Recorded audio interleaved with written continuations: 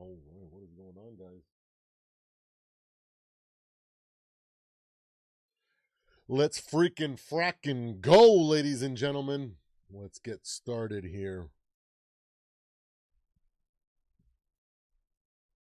What is going on, Vikings fans? Welcome back to the Purple and Gold Bar Show. I am your host, Mr. Supreme Overlord, aka Mr. AI Man 3000, aka Mr. Purple and Gold Bars at your service. Ooh, it's been a fun weekend, guys. The week 15 games told the truth. And a lot of people still don't want to hear it, okay? Today's live is a full week reaction to every NFL game, starting with the matchups that actually mattered and exposed the biggest narratives that people keep getting wrong, guys. I'll open with the Minnesota Vikings versus the Dallas Cowboys, the dumpster fire Dallas Cowboys, let's be real. Because once again, the conversation around Minnesota is completely missing the point. J.J. McCarthy is the only option and the future for this franchise. Sam Darnold was never the plan, never the ceiling, never the answer. And the people pretending otherwise are just refusing to accept reality. Come on now, guys. Let's be real. From there, we'll hit the Bills versus Patriots and why New England's predictable stumble late in the game is due to inexperience, and why Buffalo winning this type of game signals a real turning of the corner after years of coming up short in these moments. Packers versus Broncos, why the Broncos defense is still not something you casually bet against in the regular season. We'll see if they can continue the magic in the postseason. Lions versus Rams, and why Colin Cowherd's Jared Goff is a future Hall of Fame take has aged like milk. Goff is a good quarterback, let's be real. Not a great one, but a good one. A stat accumulating career that's headed towards the Phillip Rivers, Matt Ryan, Kirk Cousins tier, with nothing meaningful to show for it. Nothing meaningful to show for it. That stings, doesn't it, Lions fans? Ooh. Seahawks versus Colts, and why an ugly game means what an ugly game means for Seattle in the playoffs and their hopes to make a Super Bowl run. And why the Vikings fans are laughing and saying, "We tried to tell you." Oh man, I don't hear anybody of those. Oh, Sam Darnold and the Vikings moving on from him. That was a mistake. That was the biggest mistake of the year. You know what? You guys all sound like idiots right now, don't you? Don't you? In a basically meaningless game. What happened? 18-16. That's pretty embarrassing. That's what you got to look forward to, Seattle, for at least the next 2 years after this year. Unbelievable. Chiefs versus Chargers.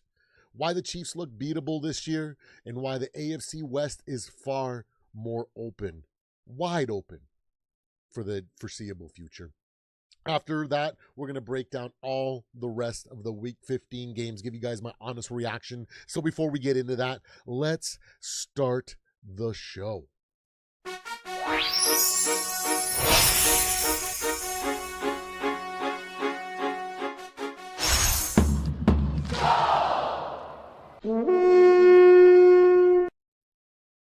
Hey, what's going on, Cody?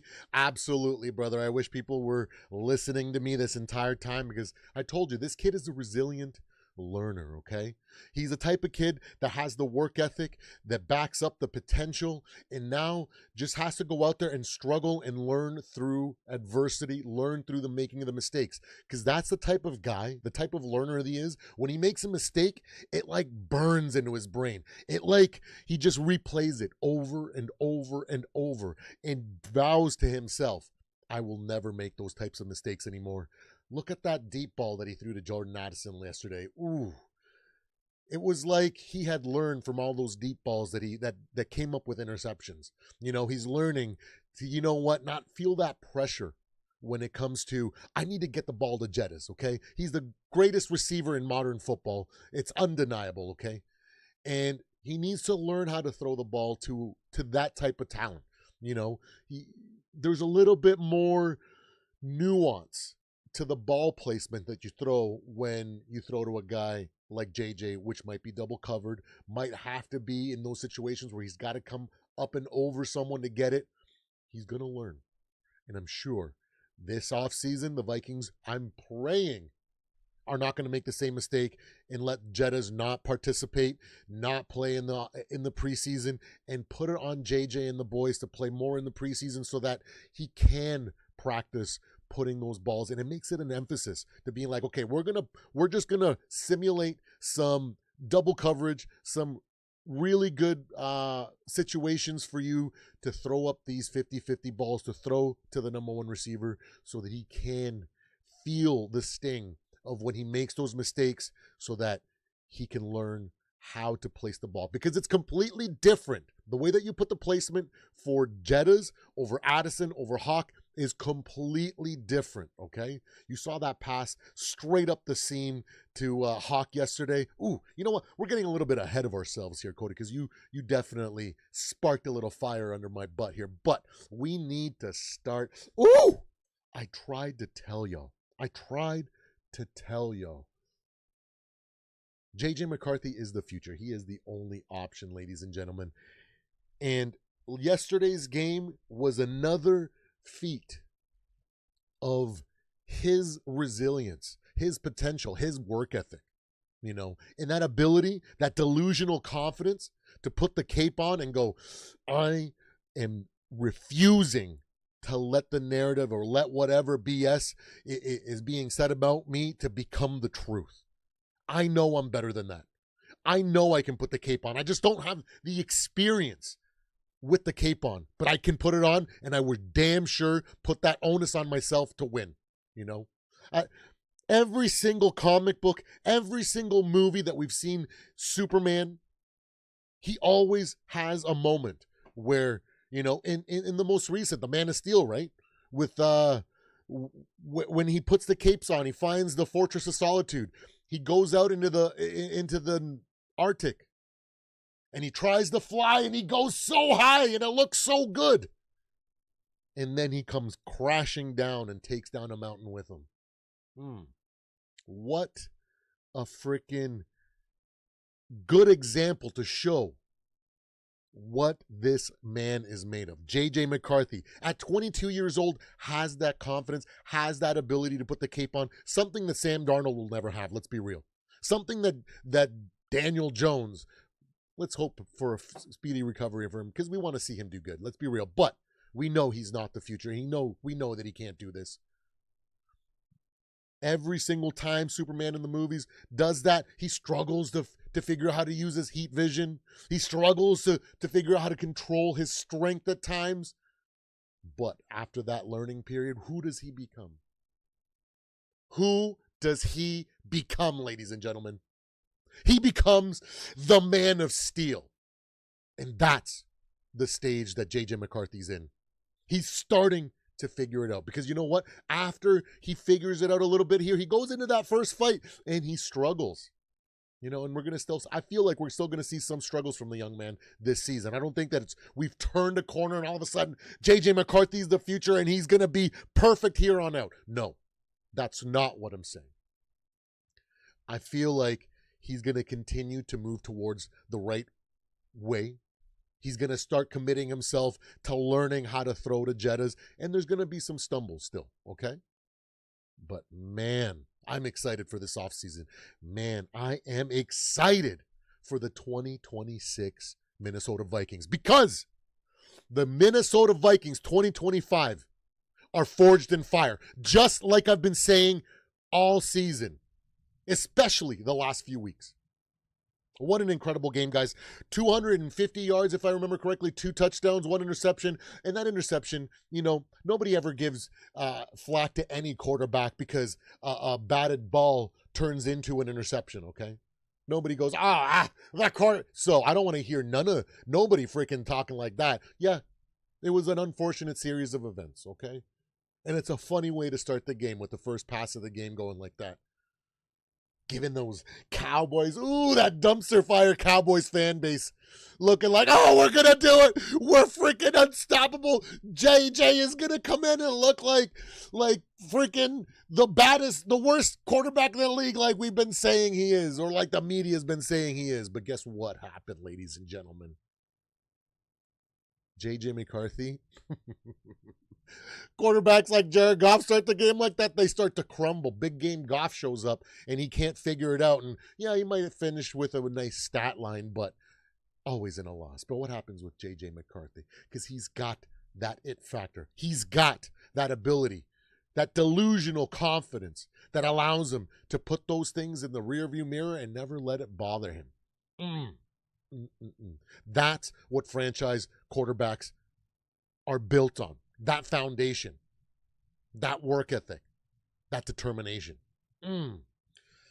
I can't wait for next year, guys. I really just want the season to freaking I want to literally push fast forward on the season, get to the Super Bowl, pass it, and fast forward through all the way until August. So we can start seeing what this team in the highlights that come out of training camp, because it's going to be a fun offseason, guys. Ooh. And to all those idiots talking about, oh, we need to get Joe Burrow. What are you talking about? You kidding me? Why would we spend all this time for the first few years of Kevin O'Connell's career, or coaching tenure with us, doing everything to set up for a full rebuild? When last year, when we could have decided to sign Sam Darnold and go, you know what, we're going to abandon the rebuild thing. We might have something with Sam. Let's see what we can do with that. And let's revert to old mistakes and try to bring an old veteran quarterback that never really breaks through. After all that, drafting a lottery quarterback. Yeah, why would we then, after making the right decision and moving on from Sam and Daniel Jones and committing to JJ, why now would we go, you know what? I just can't handle the stress. Oh my goodness. The Wolves are in the office are like, oh my gosh, we've made a mistake. We can't handle another season of struggle and development. We need to go for Joe Burrow. Let's sell the farm in the future and make it so that we can't re-sign some players. Make it so that we don't get to keep our glue guys. Let's just destroy the foundation that we've been so patient and everything, and let's go get Joe Burrow. Oh, my goodness. I really resisted everything, because if I was going to give you a Joe Burrow take over the last couple days, it would have been pure anger and vitriol to all the people that are like, let's go for him, because, you know what, I'm starting to get there. You know what, let's pump the brakes. Let's calm down. It's not about Joe Burrow. I love Joe Burrow. I think he's a great quarterback. I'm not saying he's a bad quarterback, and I'm not saying that he wouldn't look great in a Minnesota Vikings uniform. But for that to be a reality that I would have been happy with, it would have been after we drafted him, not now. Okay? Not the injury-prone Joe Burrow that, might miss half the season next year. I'm not willing to gamble on the what ifs that could go wrong with Joe Burrow if we would have signed him. So I am so glad that narrative died incredibly quickly. And in that post-game interview yesterday, he said, no, I wasn't talking about the Bengals, and that making it clear that he was willing to stay there. They've given him everything they wanted. They re-signed Trey Hendrickson. They signed Jamar Chase. They paid T. Higgins, right? Everything that he's asked of that organization, they've done for him. So why would he turn his back on them? If anything, he's going to retire on them after losing that spirit. But, let's go back to this Dallas Cowboys versus Minnesota Vikings, because we've been ranting a little bit here about our Minnesota Vikings here, but let's go. Progress continues to be made. I kept telling you guys, the last few games of the season, this is when we're going to look like the team that everybody envisioned to start the season. I said it was going to be a roller coaster ride the entire time. I even dubbed the Minnesota Vikings at the beginning of the year a Dr. Jekyll and Mr. Hyde team. And that was 1,000% true. And now we're coming to the end of the season, and I expect us to look very good, regardless of whether we win or lose. I expect us to look very good for the rest of the season, and it's okay if we don't come up with every win here, but I guarantee that everything that happens here on out is going to be valuable experience for JJ to continue to grow, valuable experience for this foundation to continue to set with the Minnesota Vikings and this culture and the locker room. For all those naysayers that are saying, "Oh, Jettis is going to be asking for a trade here soon," he hasn't been a diva at all. He's been quite the opposite. Rewriting the narrative on what superstar wide receivers act like. What a fantastic game from our Minnesota Vikings defensively, putting it on Dak Prescott and these Cowboys. Man, I said it in the preview, in that prediction, in that short. If you guys caught that short, go back and watch it, and you guys are going to be like, "Oh man, you basically predicted the game exactly how it would go." Exactly. Because I do my research. And I make sure that I thoroughly think through and try to be as objective as possible. And like I said, that it's going to come down to the Minnesota Vikings defense, because when the Dallas Cowboys, that dumpster fire of an organization, that dumpster fire of a team, when they face good defenses, even wily defenses like the Cardinals defense, they do not look good. They do not look like the team that could at any point go put up 40. Put up 50. They struggle. And that's exactly. It looked great seeing all our guys. It does suck to see Jonathan Grenard go down late in the game there, trying to make that sack go down. It is what it is.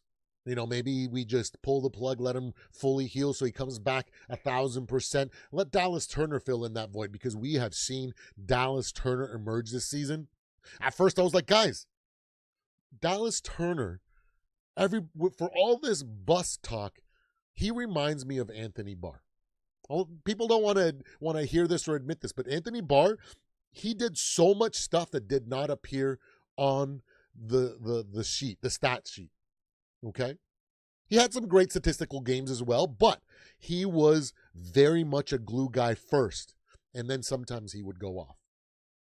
And he was doing a lot of things, maintaining the gap, all these things that kept the offense guessing. And now that he's elevated in the absence of Grenard when he was missing there, he has shown that he is one heck of an edge rusher. And I am excited to see this kid develop, man. Ooh, it's going to be fun going forward with our pass rush. We look pretty darn good. The Gangster is back in full force. I know he didn't have the old Gink 6 last week, and he didn't have come close to making one this week, because Dak was like, I ain't throwing a screen pass to whichever side the Gangster's on, because I ain't going to be put on that highlight reel. So all the things that Dak Prescott and that offense were thinking totally altered their game plan, totally altered the way they played, and made them come back down to just slightly above average, like I said. I did predict that I thought it was going to be a race to 24, if I remember correctly. 24-17, I think, is what I predicted. But you know what? I'll take the explosion on offense there with J.J. McCarthy, grittying into the end zone. Man, that play, I was like ready to be like, oh my goodness, how do we run up the middle? And then J.J. is grittying into the freaking end zone, and I was like, ooh, they caught me off guard. And that's what I love. Just like when we threw that trick play with oh my goodness, our fourth string Cam Akers against the Bengals, when I was like, what are we doing here, guys? What is this trick? Why are we in the Wildcat? And then he throws for that touchdown. It completely threw me off guard. I was like, I get the idea. I was thinking, I get the idea. We're trying to get as best a third and short situation, and they completely threw me off guard. It just keeps showing that, unlike in year one, where KOC was trying to force all those trick plays and everything in between, he's kind of figuring things out. I've been saying, his play calling has been a work in progress this entire time. But you know what? That's what happens when you have a guy that's never called plays in the NFL and then takes that duty on. He has shown, whether you want to admit it or not, he has shown consistent development and improvement in play calling. Because more and more, I think he's going to do one thing and it catches me off guard. I'm like, oh, okay, yeah, there we go. Oh. That shows improvement. And like I've been saying, you don't bash, you don't fire freaking progress. You nurture it. And that's why the Minnesota Vikings organizations has so much faith in Kevin O'Connell, Brian Flores, JJ McCarthy, and this team. They can see the future. They have a vision that we're not privy to. And they're seeing it come together and they're going, ooh, I think we got onto something here. We just got to continue through this progress and let's continue growing. Let's not lose sight of what we need to do first is solidify that foundation. But man, what an incredible win here. JJ McCarthy continues to, shut down the haters, making them look like morons. Incredible. Incredible job. And the Dallas Cowboys, you continue to prove us right for those that know who you are. Okay. Oh, you guys got Quentin Williams and whatever that linebacker is, and you guys are like, oh, we are so good. Our defense is here. Guys, you went from a 30th ranked defense to a 20th ranked defense. And it showed yesterday because a better defense would have made it a little bit harder on JJ. Maybe would have kept him to 17 points, and maybe you guys would have won 26-17. But, oh no! Cowboys are atrocious, and just like always, just before, in the words of the great Stephen A. Smith, don't worry, just wait. The Dallas Cowboys will prove you right. Right when it matters the most, they will find a way to lose. Oh, man, First Take was awesome today, watching him troll Michael Irvin. Oh, it was so good. I love that persona when he trashes those Cowboys because he really embodies what a lot of us fans say about the Dallas Cowboys and that fan base just refuses to see. Looks good on you guys. Oh, man. Here we go. Let's move on now. That's enough talking about the Vikings versus Cowboys. Two teams in opposite directions. Vikings continue to go up. Cowboys continue to go down. And it looks like it's over for these Dallas Cowboys. Can't wait for this week's podcast. It's going to be real good on the Real to Sports podcast. Don't forget to join me on the Real to Sports podcast this weekend. I'm going to be going wild, let me tell you. Especially because we have a resident Cowboy fan on the panel. So it's going to be a good one, guys. All right, let's move on to Bills versus Patriots. Now, go back, after this, go back and watch that short that I put out, or even the full live when I talked in depth about Bills versus Patriots. I said, guys, both of these teams are really good on offense. But they both have a very flawed defense in different ways, okay? The Bills can't stop the run at times. And we saw that because Travion Henderson was running amok yesterday.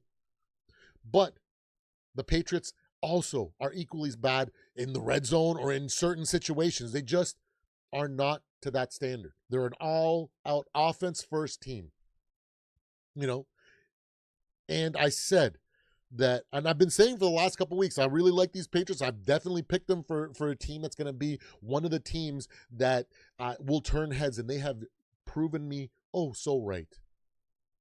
And they've also proven me, and then I said, Mike Vrabel is going to be the coach of the year, and I'm pretty sure he's running away with it. If he doesn't win it, I'll be freaking surprised, okay? To take a dumpster fire team like last year and turn them into a Super Bowl. I don't know if it's going to be a Super Bowl, but a deep playoff threat. That's something that a coach of the year definitely earns. But like I said, when the game when the games start getting into playoff-like football, when it starts getting into the playoffs, you start having a smaller margin of error. And there's going to be situational football that's going to come up for these Patriots that they're just not going to have the experience to overcome. I know Josh McDaniels and Mike Vrabel are definitely going to do a great job of preparing this team to try to avoid those situational football pitfalls, if you will. But at the very end of the day, no amount of preparation is going to overcome what you don't know, overcome how you react in the moment.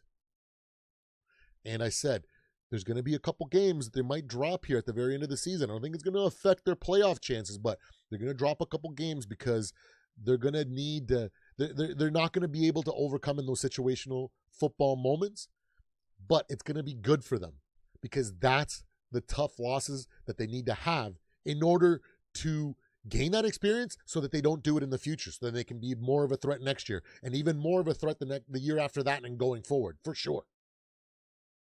But I said, hey, in that exact same moment, in those exact same moments, the Bills are going to show up. The Bills are going to beat them with experience because they have been experiencing exactly what the Bills, exactly what the Patriots experienced this weekend. Okay? Bad beats, self-imposed mistakes that cost them games late in the season or even the playoffs. And this year, I said they're going to start trying to turn a corner, and it looks like they may have. I know they don't have the greatest defense to be able to make a solid playoff push, but they have the experience now. They might be able to overcome. They might be a little bit more dangerous this year. Hey, we might be seeing the Bills in the title game. We might be seeing them in the Super Bowl. I don't know yet. But I feel like this year probably is, in hindsight, we're going to say this is definitely the best chance that they had in the last few years when people were hyping them up. And there you guys have it, guys. Incredible game by both offenses. We saw some. I think Travion Henderson definitely needs to be the number one back there in Foxborough. Okay, I don't understand the respect or the commitment to Stevenson. I get he's a good back and whatnot, but bro, Travion brings all that Stevenson does and incredibly explosive plays on top of that. I would be looking to move on from Stevenson, try to get something for him, and bring in a complimentary back to help Travion because he is too good of a running back to just be the backup, okay? He needs to be the starter there. A lot of great things that we saw from both sides of the football when it comes to offense. James Cooks continues to show everybody that even though he's undersized, he runs like a big man. Ooh, he is fun to watch. Both of these teams are incredibly fun to watch and an incredibly fun game to watch if you were not a fan of either one of these teams. I'm sure that it was stressful for both sides here at times, especially going down 21. What an incredible comeback from the Bills. I can't believe I almost forgot to mention that. What an incredible comeback. Big ups to you, Josh Allen and the Bills. You guys played a fantastic, fantastic game. Ooh. Incredible, guys. Moving on to Packers versus Broncos, another game that I accurately predicted. Two incredible defenses going at it. Some offenses that, at times have looked mediocre at best, at times have looked really, really damn good. But, like I said in my preview, in my breakdown, in my prediction, I said, guys, I just can't move away from this Broncos defense. They're too good to bet against, and they continue to prove me right. But I continue to worry. Is this the type of football that you can win in the playoffs with? Leaving it to razor-thin margins at times? Man, Bro Nix looked really good. There's some really nice passes. Don't get me wrong. Some really, really nice passes by Bo Nix. And a great showing from the offense. Great showing from the Packers offense as well. They put up a fight, But like I said, I feel like the Broncos might just come away and steal one here. The Packers offense, they struggled at times. Same with the Broncos. But defense wins championships, and that Broncos defense is no joke. They're probably the best defense in the league, and they might be running away with it now, guys. They're really damn good. Man, sucks to see Micah Parsons go down It's feared. I don't know. I haven't checked Twitter yet or anything like that. I don't know if it's been announced yet, but it's feared that he has an ACL injury, and we're always going to be praying, and our thoughts going out to the family for anybody that gets an injury, because me personally, I hate injuries. And if you guys watch the Real Sports podcast on this weekend, I definitely made my opinion known that I believe that it's the NFL's fault for moving away from 2-a-days and reducing the preseason for the cause of these injuries. You can't have these players go at 30% all training camp and all OTAs and all that stuff, and even in preseason, and then from game one has to go 120%. That's how you pull muscles. That's how you tear ligaments. That's how you have really, really bad injuries, because you're not conditioning yourselves for the actual speed of the game. Maybe the players are too soft and they're just refusing to play, and this is the side effect. But we need to move back and find some balance between old school mentality and new school mentality, because it's a problem. And I hate to see a very talented player like that go down, because it gives the Packers just another hurdle to overcome. But we'll see how the season plays out. There's still a few games left. Maybe the Packers can finish off strong here, and we'll see how it plays out. Big ups to the Broncos, and I guess we can say the Broncos have arrived. That was a really, really good game. That's why they have risen in my power rankings to be a really top team in the league. Moving on to the Lions versus the Rams. Ooh-wee. The Rerun Kings are in full effect, ladies and gentlemen. It's like I knew exactly what was... I basically predicted this one as well. I said Matthew Stafford is going to have a field day against that secondary and against that defense. That defense is so injured, so banged up. They keep losing everybody. They've got guys that are out for the season. They've got guys that are contemplating retirement. I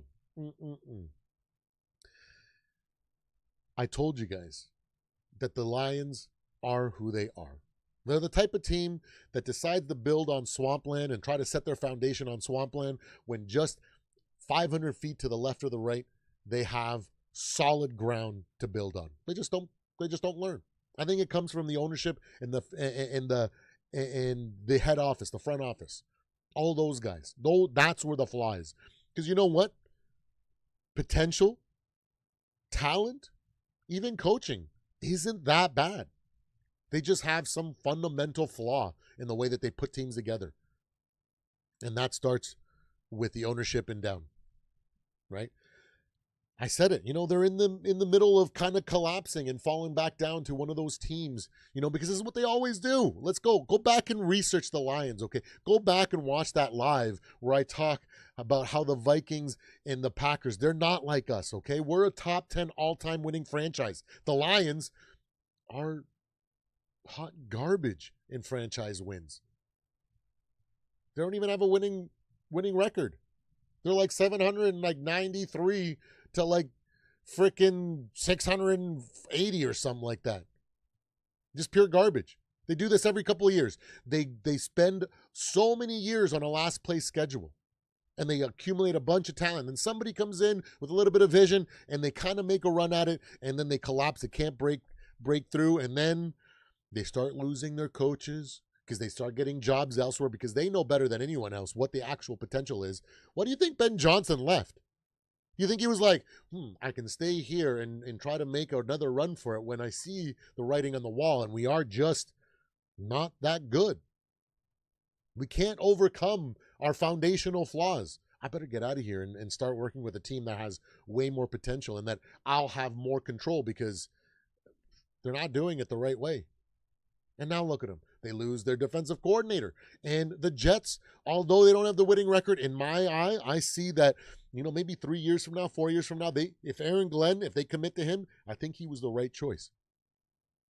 And now we're slowly moving towards where in the offseason, they're going to lose their glue guys. Teams are going to poach all their contributors, the guys that do all the dirty work, and put them onto their team, pay them more than what the Lions can, because they've started to overpay everybody. They've got an expensive roster. They're going to lose all their glue guys. They're going to lose all the freaking talent that they don't even give credit to. And then we'll start to see the locker room divided. And then before you know it, they're going to be back on a last place schedule and the laughingstock of the league, right alongside those Browns. You know what? I think maybe the Browns might actually be turning corner. It might be just the Cowboys and the Lions that are going to be the laughingstock over the next few years. I think the Browns, if they move on from Kevin Stefanski and if they fire their GM and they commit to Shador and bring in somebody that believes in the kid, they might actually turn the corner here. They have some foundational pieces that they could work with. They just need some tweaking. They need the right culture. They need the right coach, the right direction. They might be something. They might not be the dumpster fire that we've been accustomed to going forward like the Lions or the Cowboys are. But what an incredible game from MVP, future MVP. I'm thinking he's running away with it now. But Matt Stafford, guys, incredible game by him. You know, it was a rough start with that interception on the screen pass there to Aiden Hutchinson. I was like, ooh. I remember I was a little tight there, feeling a little tight, maybe a little twisted. I was like, ooh, maybe this might not have been the pick that I thought it was. And then it came out and played out exactly like I thought it would. And this Puka Nacua, guys, incredible. This Rams team, I think, is separating themselves as the best team in the NFL. They finally finished the week 15, and we finally know who the best team, who the front runner is in the NFC for sure. Unbelievable, guys. But I think they are the team to beat. I think it's definitely going to go through them. They should finish out strong. They should lock in the number 1 seed. I know they've locked in that playoff berth already. It's mathematically done. It's going to be a hard team to beat going into the playoffs. They have an incredible defensive line. That interior pass rush, that defense is pretty darn good. And then that offense is just on another level. And Sean McVay, let's go. Sean McVay, man. He is so wily. You knew that he had circled that game on the schedule this season because he is probably feeling still a little salty about that game that they lost in the playoffs to the Lions a couple years back. Thinking, ooh, I need to get that revenge. And man, he is so wily, man. He goes from running the style of offense the Puka Nacua and him were in the Cooper Kupp era were running at the beginning of the season. And then Puka Nacua gets injured and he goes to a 3 tight end set and just reinvents himself midweek, mid-season.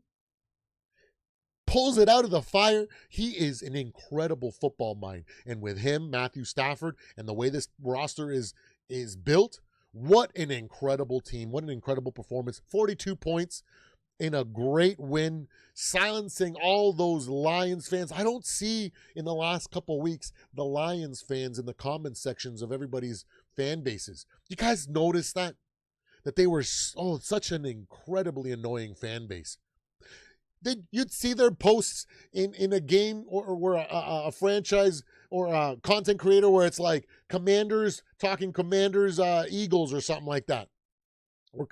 And you see the Lions, oh, we're the best. Oh, one pride. I don't see you guys in everybody's comments acting a fool now. Oh, my goodness. I don't see any single one of you guys replying to my comments. Remember? You guys wanted to really talk trash in the comment section for the Not Like Us live stream. But now look at you, looking like everything I predicted. I said, one of my bold predictions was like, I don't know if the Lions are going to be lucky to win 10 games this season. And I was a little bit, maybe they might actually prove me wrong when it comes to that. But guess what? Guess what? The Lions, you are who you are. They're the rerun kings. Enough trashing on the Lions and trolling on the Lions. I love trashing that organization because they're so pathetic. They're so like, oh, we're so bad. We're so bad. And they start winning. They're like, hey, we finally have some relevance. Let's be the most annoying fan base that we possibly can. And to see their freaking, oh man, there's a channel out there called Across the Fan Base. They go ahead and collect all the videos and highlights from a bunch of different channels and mash them up together to watch them melt down. Go watch the Lions videos of those. Or if not, just go watch some of these Lions streams and just watch them just melt down when it goes bad. It is pure cinema. It's chef's kiss. It's diabolical, actually, to be going around and looking at at this Lions fan base melting down in the chats. Oh, we're so bad. The NFL hates us. We can't beat the. Oh, thank you, Rams, for continuing to put a beat down on this Lions that they totally deserve. Have fun going down to a last place schedule you belong, Lions fans. Oh, I can't wait to see it. Moving on to Seattle versus Indianapolis. Wow. How about that Sam Darnold? Where are all those people that were saying, oh, the Vikings made a terrible mistake in not paying Sam Darnold? They should have paid Daniel Jones. Guess what? We knew something that you guys didn't know.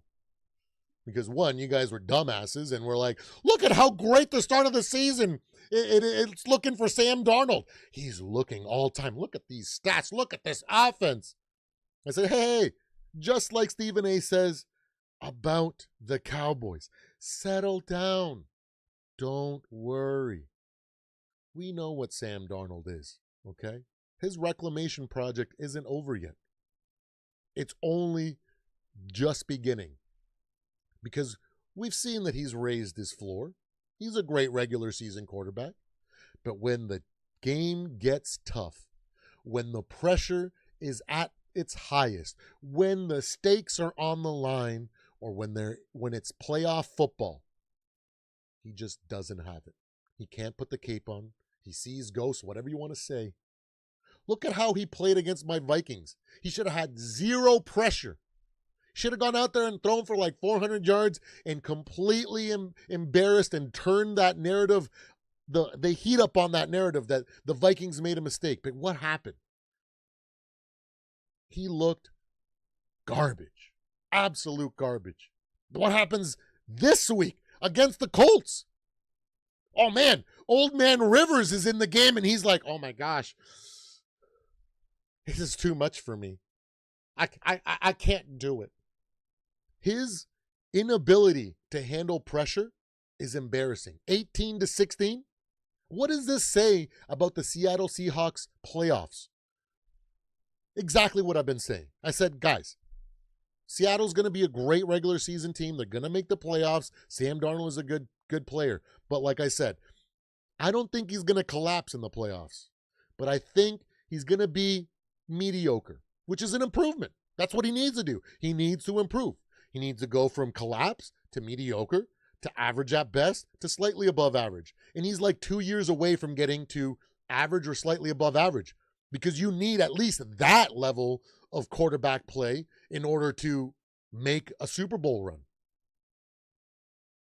And Vikings fans that were like, after 2 games of J.J. McCarthy struggling in a developmental year by a developmental quarterback, we're saying, oh, we should have kept Sam. Why?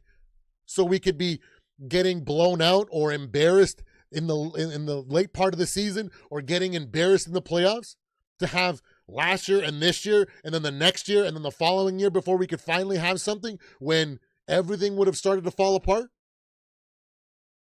Your inability to just have some objectivity and look forward into the future and not just be so tied to what's going on right now blows my frickin' mind.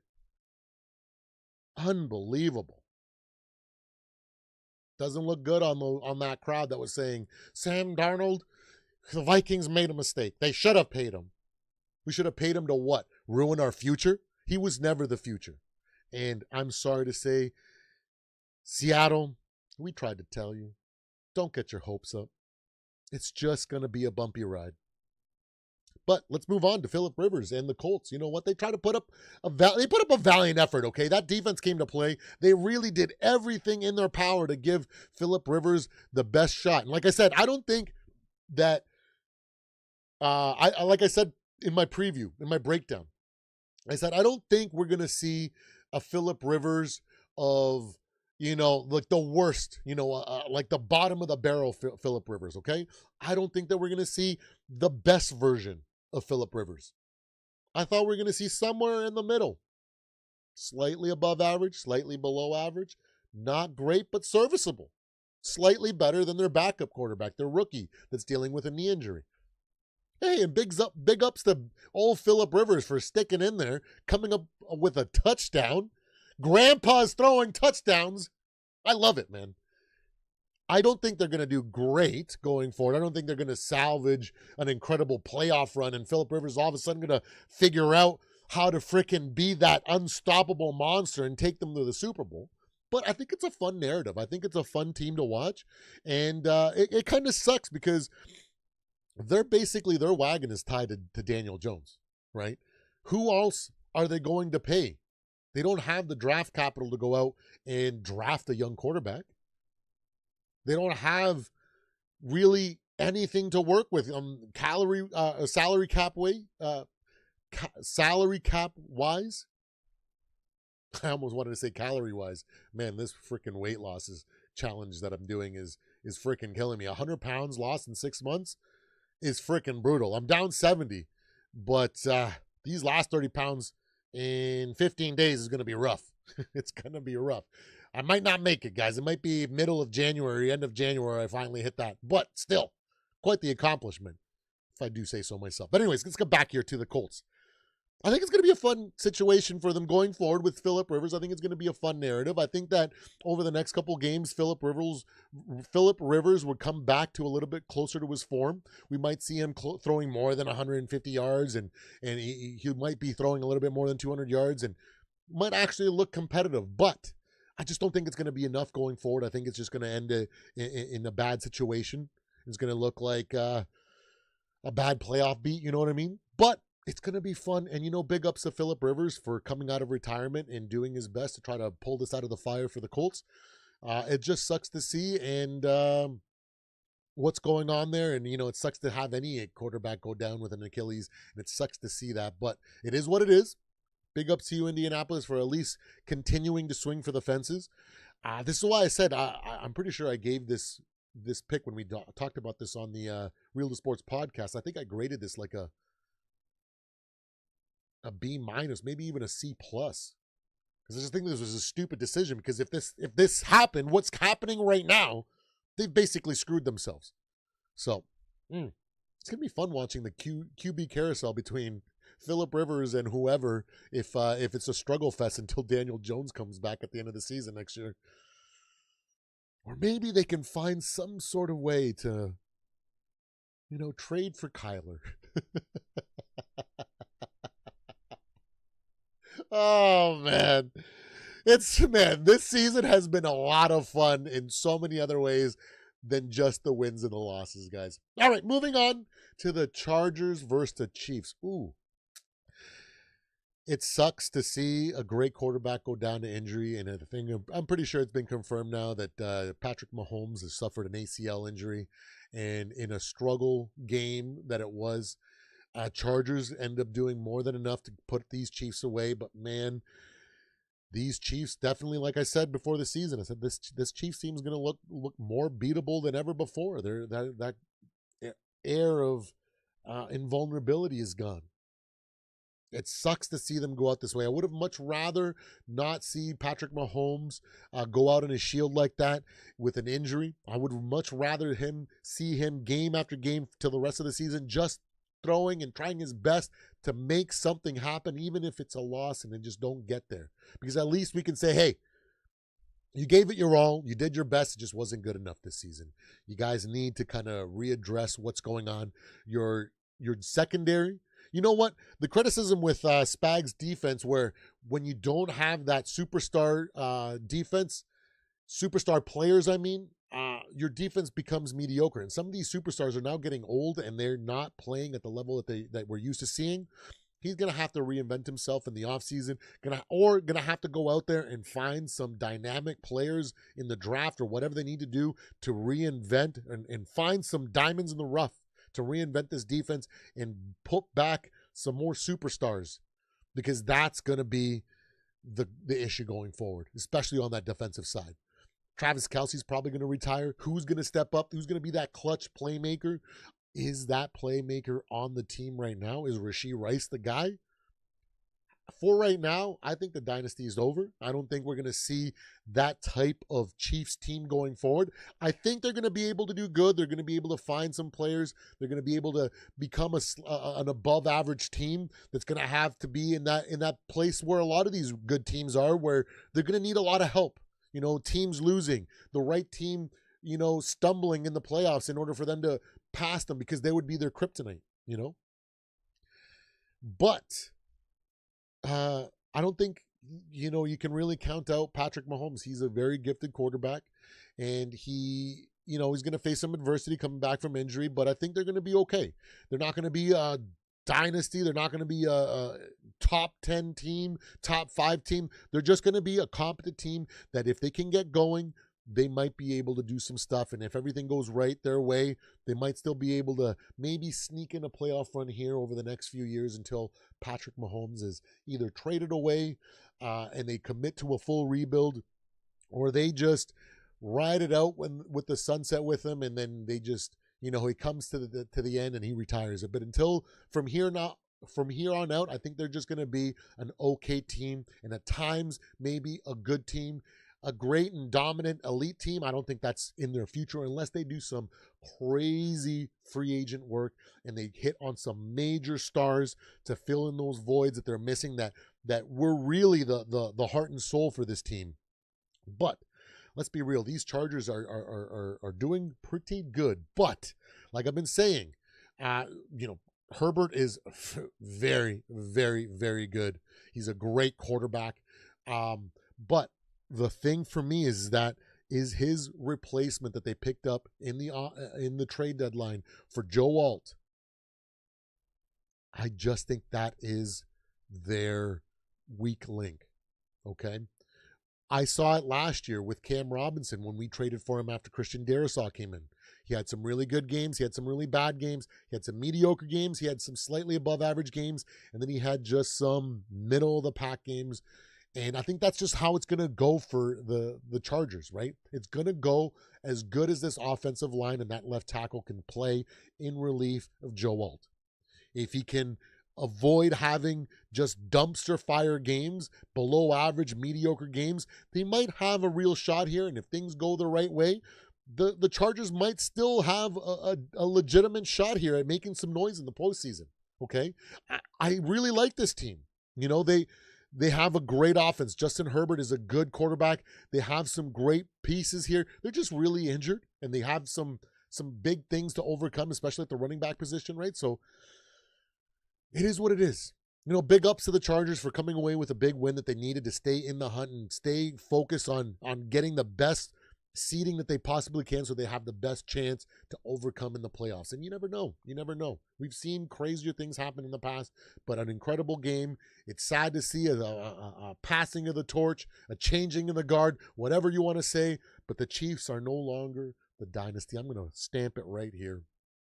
I definitely think I'm not going to be like sounding like Rob Parker over the next few years. This could very really badly age in the next couple of years if they hit on some players and become dominant again. But I just don't see it. I don't think I'm going to be saying this year after year after year. I think this is the last year of the dynasty. I think this is really it. I think they're just going to be an okay, maybe a good team going forward. But it is what it is. Moving on to Browns versus Bears. The upset pick, you know, I said in my preview, you know, I think that all probabilities definitely lie on the Bears. I think it's their game for sure. But there were some kind of moments here in the offense from Shedeur Sanders where they look really good, and being a good defense that they can really stumble and really make Caleb stumble and play mediocre because he struggles against good defenses. So I gave this pick to be my upset. You know, it didn't pan out. I was right in one faction where I said it's most likely going to be the Bears, but I have to gamble on one upset pick. Like I try to do one upset pick, clear upset pick, and then the rest I try to call as best as I can, and I gambled with that one. And the Bears looking pretty good, okay? But we're going to see how they finish out. I think they're going to be a playoff team. I don't think we're going to see a total collapse like the 2023 Eagles here and then just falling out of the playoffs or something crazy happening. I don't see that happening, okay? But I think it's going to be a fun end of the season for the Bears. Great job. Big ups on them for doing what's right and what needed to be done to continue to progress in this season. Making the best out of a last place schedule. That's how you transition a last place schedule, so you have the best chance to do something and get the best experience you can for your team, and maybe come away with a couple sneaky wins in the playoffs and maybe making it a little bit further than people give credit. We'll see what happens. But the Browns, there was a bunch of plays where I feel like Shedeur was not the total problem here. I know he had some bad plays. He took that bad sack to end the game and whatnot, but that pass, he put it right on the numbers on his receiver in the corner there, and he just couldn't hold on to it, and it turned into an interception. Immediately when it happened, Isla was like, whoa, what a pass. I started going crazy. I was like, what an incredible pass by this young man. And then I was like, wait, how was that an interception? It was right in the numbers. It looked like he freaking had it. And then you see the replay and you go, wow, man, you got to come up with that catch, bro. I think some of the offense let Shedeur down here a little bit. It was definitely a bad performance from that offense. But it is what it is. A mediocre team, a dumpster fire like the Browns. That's what happens when you have a coach, a subpar coach like Kevin Stefanski. You just don't set up your team for success, and it was obvious here that defense could not bail them out, and big ups to the Bears in coming away with a strong win. But you know what? When it comes to the Browns, I still have a little bit of faith, okay? I want to see them fire their GM and fire Kevin Stefanski and bring somebody in here that believes in Shedeur Sanders and is going to give him a fair shot. It is undeniable that Stefanski and whoever does not like Shedeur totally derailed this season. What were you guys thinking? He clearly should have started over Dylan Gabriel, okay? He's by far a better quarterback than him. And from what I've seen so far, even though he's had some bad moments and looked bad at times, to me, he looks like the better quarterback, and Dylan should have been backing him up when they traded Joe Flacco. It boggles my mind how stupid Kevin Stefanski is. And I'm so thankful that my Minnesota Vikings didn't give him a contract, because we would be stuck in purgatory in these last 4 or 5 years, and what we've been doing would have never become, okay? He's that dumb that if he was the coach, he wouldn't have drafted JJ. He's that bad of a coach, man.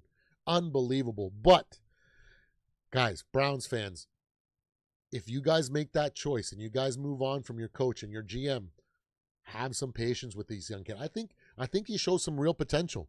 I want to see him get a full shot, because I want to see what he is. I think he's done enough to prove that he's not a bust, okay?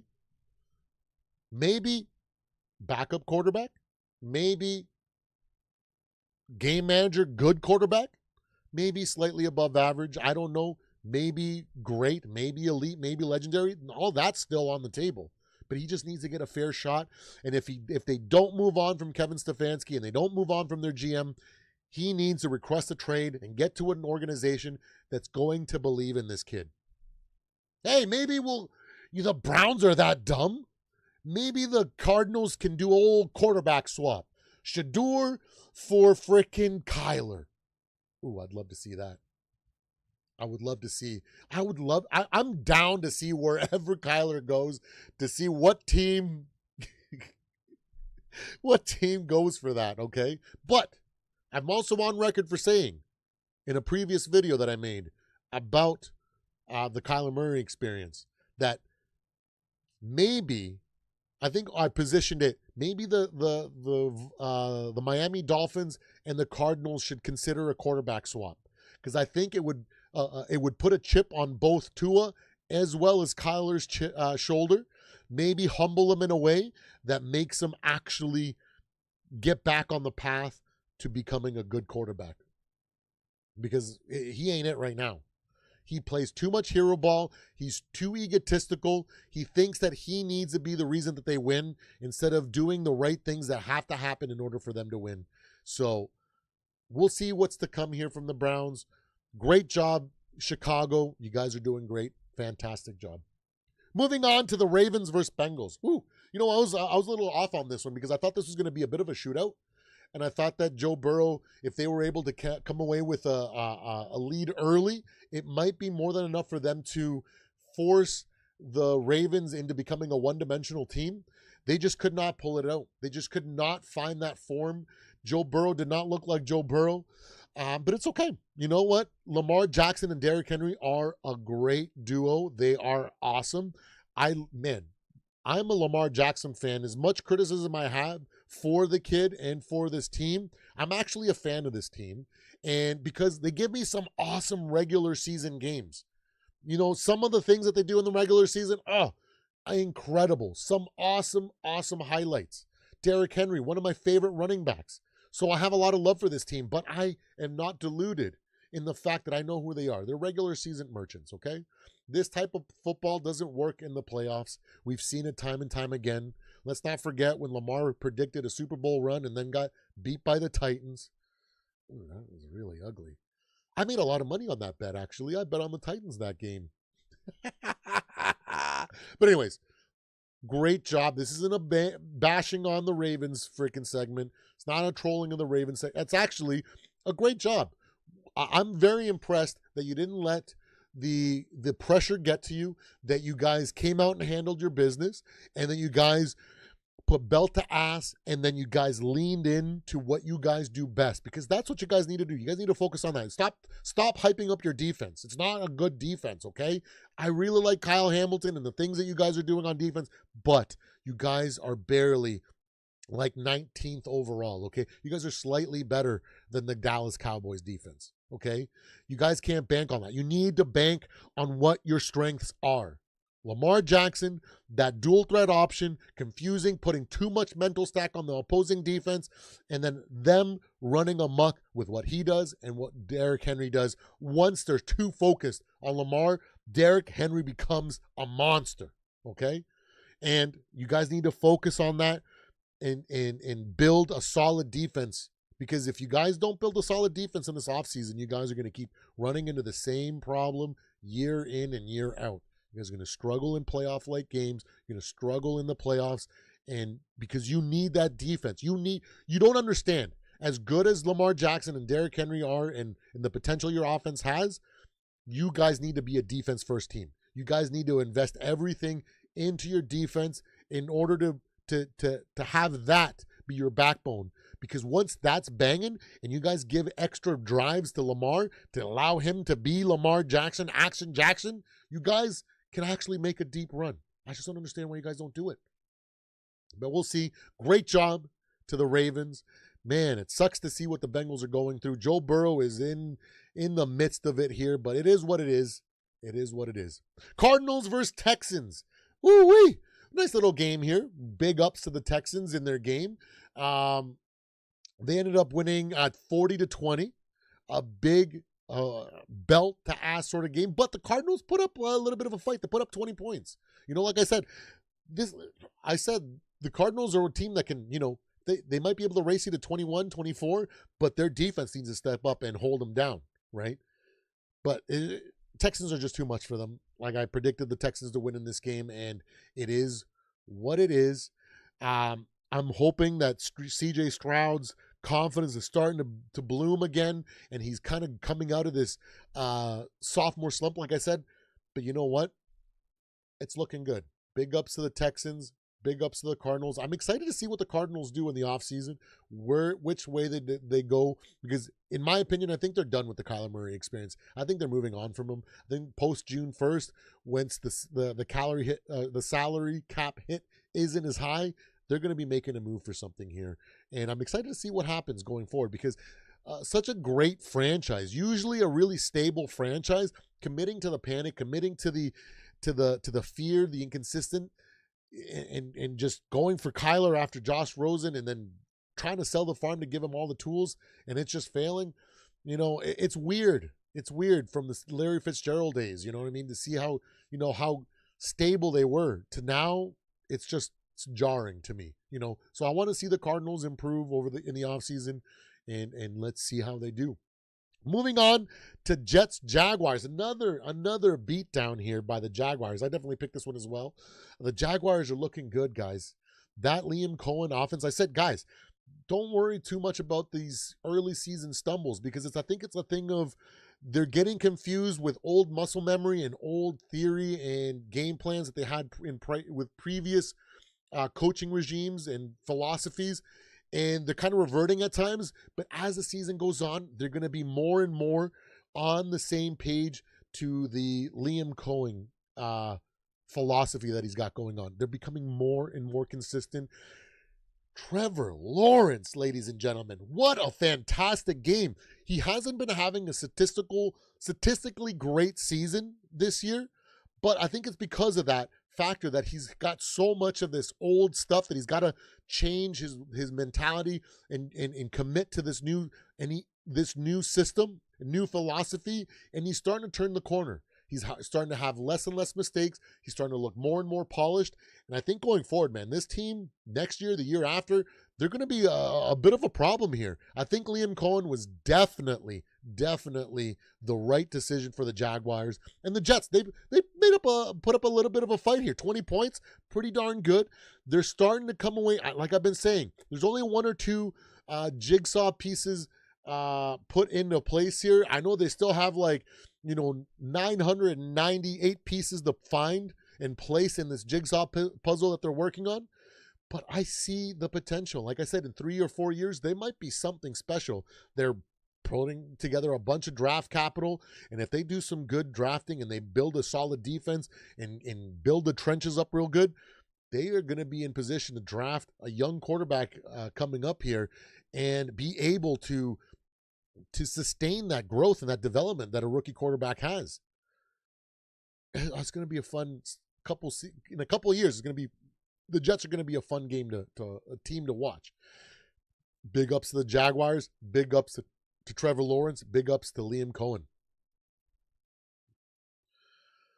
Moving on to Commanders and Giants. Ooh, I got this one wrong too. I thought the Giants were going to win. I thought it was going to be a closer game, and I just thought that the interior pass rush and Marcus Mariota were just not going to be able to handle that. But man, I was wrong. It just looked like the Commanders are still a pretty darn good team. They're just obliterated with injuries. They don't have their franchise quarterback. They have a lot more fight, and they have a lot more put together than this Giants, man. Oh my goodness. Timu, JJ McCarthy, Jackson Dart. What happened, man? Unbelievable. The Commanders come away with a big win here, solidifying their place in the NFC East as definitely much more ahead of these Giants. And it was embarrassing to watch. Oh, Giants fans, man.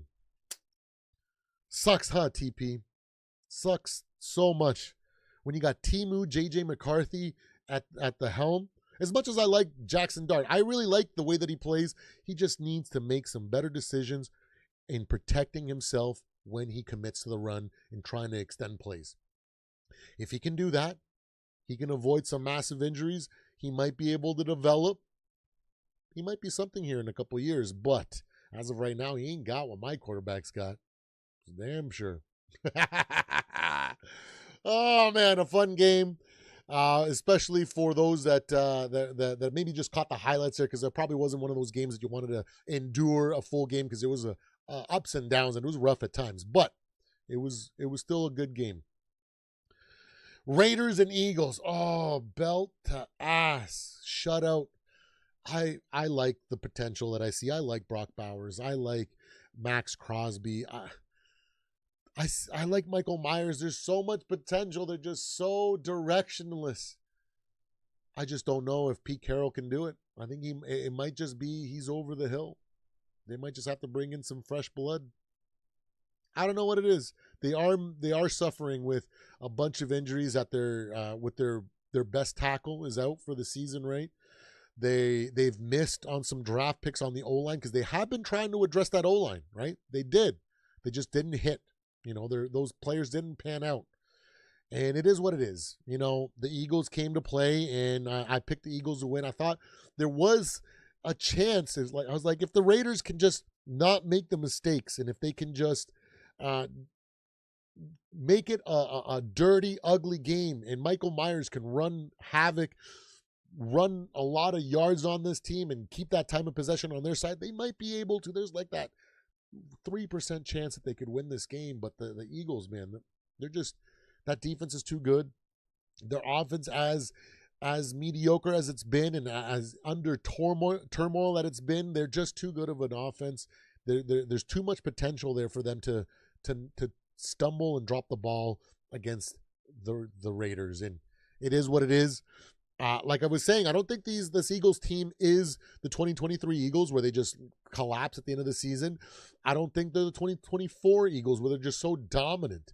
I think they're somewhere in between. I think they're a really good team that's very flawed, and they're going to have to overcome a lot of things, and things just are going to have to go right. And then, they have a good playoff run ahead of them. I don't know if it's going to be enough to get this to the Super Bowl or win one, but it is what it is. The Eagles are still a good team. And it is what it is. Maybe they move on from A.J. Brown, give it to Devonta Smith, right? When you watch the Eagles on the sideline, like A.J. is so checked out. It's so weird to see the number 2 wide receiver out there trying to hype up his freaking receivers, trying to light a fire under, being the leader that A.J. should be, the number 1 wide receiver. That's why I think they need to move on from him. The experiment is done. They've got the best out of A.J. Let's move him, ship him off to the Titans or something. Ship him off. He's already on the Titans. Ship him off to the Dolphins or something. Somewhere where, Jalen Waddle can take the number 1 and he can be the number 2 and not have to be whatever, because he's just not it, guys. And the sooner you move on from that and you kind of refine your identity and your play caller, learns from all the growing pains that he's had this year in his first year ever calling plays in the NFL, I think they might have something going forward, but they need to move on from AJ. He is just too much of a cancer for this team, and he's holding them hostage with it all, and they need to move on. They need to move on, and big ups to the Eagles. Panthers, Saints.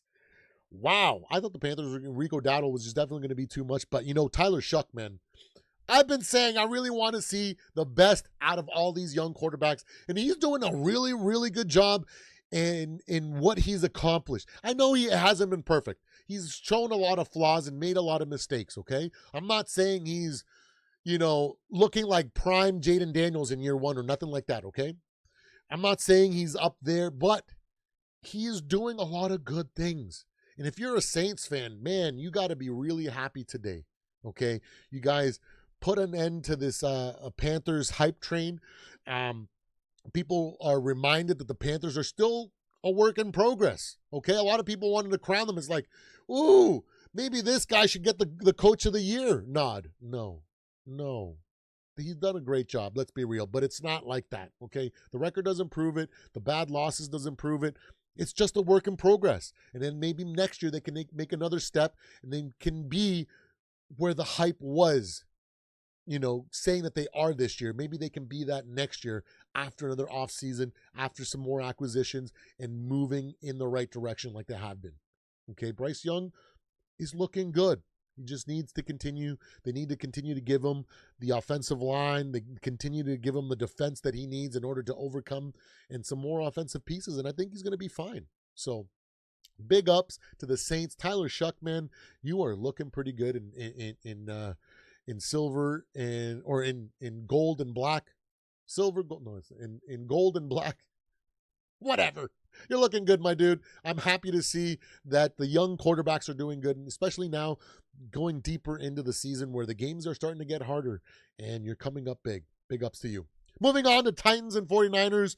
49ers continue to face adversity.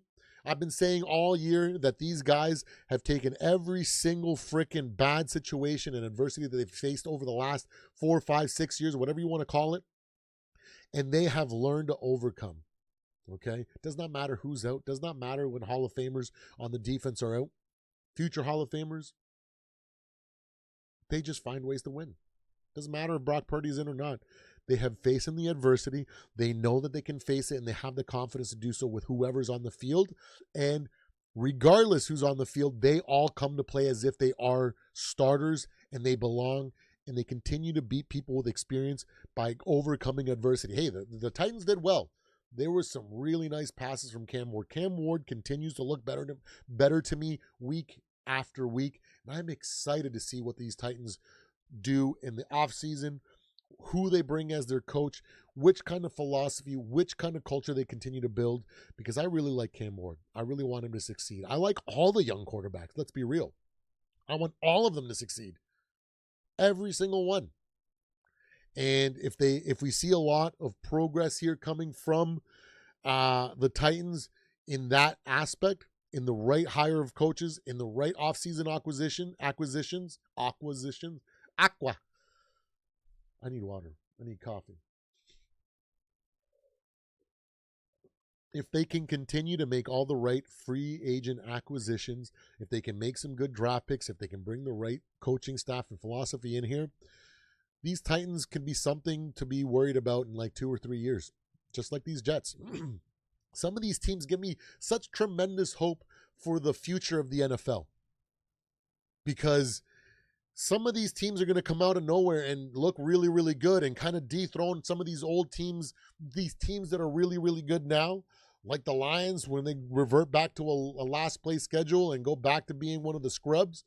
We're going to see the Jets and the Titans and the Panthers, and the Saints starting to emerge as pretty good teams that people are going to be proud to represent.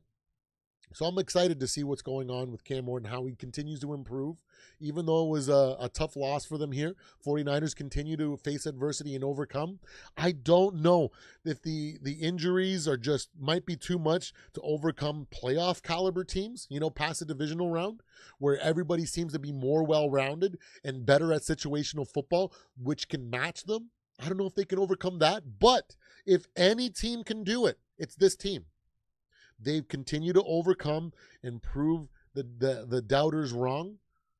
And hey, if they make it a deep playoff run, and if they make it to the Super Bowl and win it, I will not be surprised, because they are definitely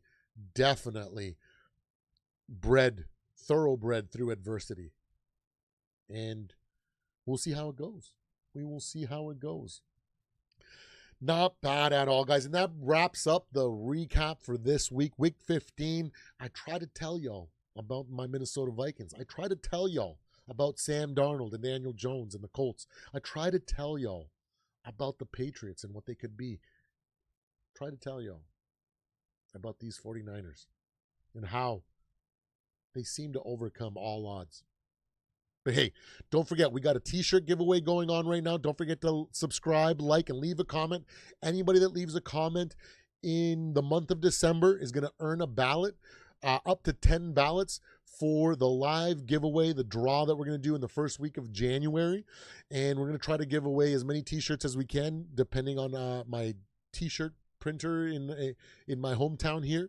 I know I talked to them about it already, and they said, well, they've got a lot of orders and a lot of their stock when it comes to t-shirts, so I might have to buy some, and they're okay with it. They've given me the okay to go and buy some shirts and bring it to them for them to print the logo and everything. So we're going to have the t-shirt that I've definitely shown on stream, as well as a secret design that I'm going to unveil at the live stream for the giveaway. So big ups, everybody. Thank you so much for joining me. Oh, man, Cody's, D Woods, Blitz. I was so focused on trying not to forget everything that I had planned on saying and I didn't mention you guys, but thank you for joining me, guys. Thank you for everybody joining me today on the live. It's been a fun week 15. I'm excited for tonight's game. Maybe we can finish with a little bit of a preview. I know we gave you guys a preview to tonight's game. I thought I said that it's going to be the Steelers to win here. I think they have a little bit more than the Dolphins. And I think it's going to be kind of like a convincing win for the Steelers. But I've seen a little bit of some tape here, and I watched that these Miami Dolphins came up to the cold weather and have been practicing in the cold, and they've been trying to acclimate themselves. And they might give us a little bit of a bigger fight than we expect. It might be a closer game than we expect here going into Monday Night Football. But regardless, with all that being said, I think that the Steelers just have a little bit too much. That jumbo package is going to be too much for this defense, the Miami Dolphins defense. I think they're just going to be able to run away with it a little bit here, even though it might be a little bit closer. I think in the second half, late fourth quarter, even though it might be close all the way up into that point, I think that's when the Steelers are going to pull away. The cold is just going to be too much. There's the difference between practicing in the cold and doing drills and whatnot than playing a full contact 4 quarters in the cold. It's going to hurt. I live in Canada. I live by the Great Lakes. It gets freaking really cold here. That wind chill, that lake effect that we call it here, when you get hit, it stings to the bone. It's like bone chilling here. And imagining taking a hit after hit after hit going into the third and fourth quarter, I'm just going to be I don't know if these Dolphins defenders are going to be wanting to put their body on the line to be able to take down, this big tight end that they have, or DK Metcalf, or Kenneth Gainwell, right? I don't know. It's going to be a rough game in the later parts of the game. I think that's when the Steelers were going to beat them with experience playing in this cold and just being bred in it, But it's going to be a fun game. Don't forget to check it out. I think it's still going to be an entertaining game for the most part. But I'm just going to continue to pick the Steelers here in a win. A closer game than people will give credit, but I think the fourth quarter will really determine it all because of the cold. I think we're going to see it creep into the offense and the defense in the Dolphins. But there you guys have it. Don't forget to hit that like and subscribe. We are on the road to 500 subscribers. And with your help, I think we can do it. I love you guys. Don't forget to subscribe and leave a comment to any video this month. Upload, short, wherever it is. If you're subscribed, you get yourself a ballot, guys. I'll see you guys on the next one. I love every single one of you guys. Doesn't matter what fan base. And I root for your team. I want the best for your team, unless you guys are playing my team. And then that's all. All I'm gonna pray for is that you guys don't suffer any injuries. And then after that, I hope you guys suck. Have a great week, guys. Take care.